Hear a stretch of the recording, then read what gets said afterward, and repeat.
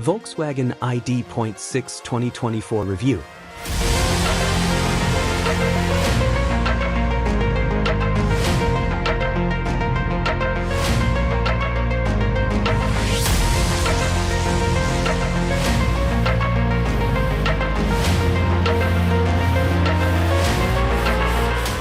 Volkswagen's new ID.6 family SUV could be a hit in Australia, as we find out with a drive in Shanghai. The all-new battery-electric Volkswagen ID.6 takes the ID.4 formula and stretches it to a 6- and 7-seat family SUV.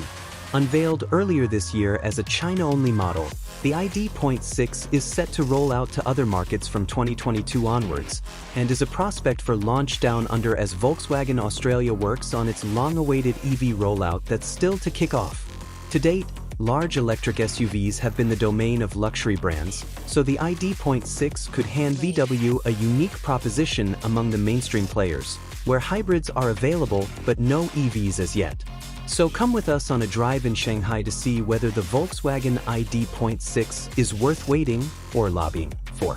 The range-topping 2024 Volkswagen ID.6 X Prime on test here tips the scales at the Australian equivalent of $74,000 in China, 335,888 renminbi, and would be the prime candidate for sale down under from a range that starts at an incredibly reasonable $53,000. 239,888 renminbi in the Chinese market. Not only does the Prime version get the largest battery pack on offer, but is the only one that gets a dual-motor powertrain for strong performance and all-wheel drive. It's also the only 6-seater model available right now, with the others seating 7, although Australian product planners would no doubt be eyeing a combination of high specs and 7 seats for our market. Launched at the Shanghai Motor Show in April 2021, the Volkswagen ID.6 was originally meant to be a China-only model, where there is strong demand for large cars with plenty of seats that make it easier to cart around extended families.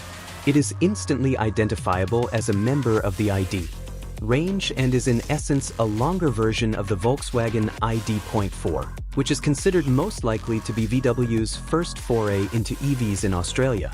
The ID.6 measures in at 4,876 mm long, largely thanks to a 200 mm increase in wheelbase.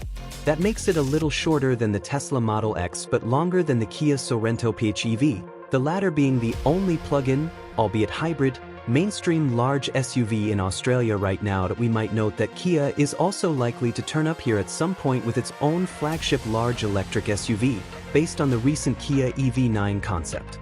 Width and height only get minor changes, and, in the metal, the ID.6 is difficult to tell apart from the ID.4, the easiest identifiers being the longer side window between the C and D pillars along with slightly different front lights.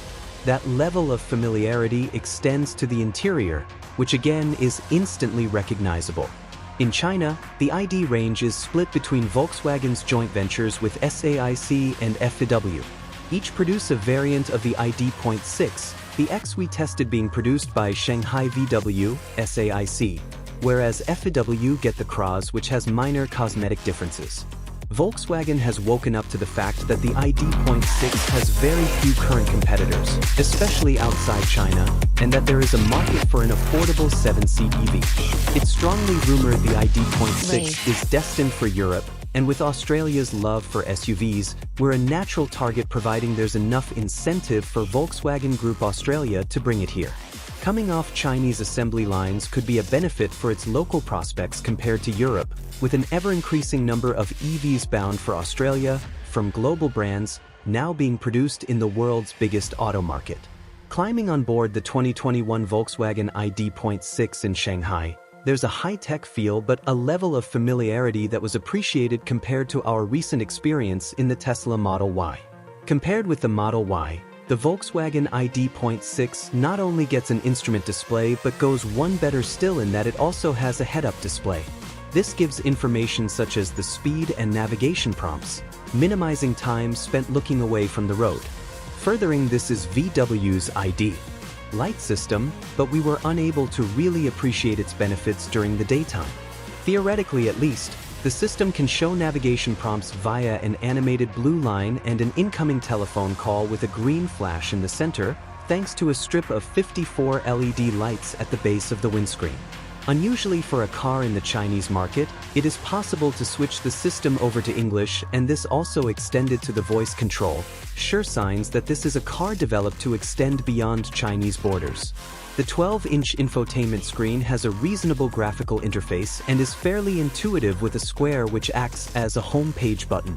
Further, there are some buttons underneath such as mode which takes you then directly to the drive mode on screen. The sensitivity of these buttons could be better and there seems to be a lag. Voice control in English does work, but the system seems much better in Chinese. Plus the car's English language female voice has a rather authoritarian, curt manner.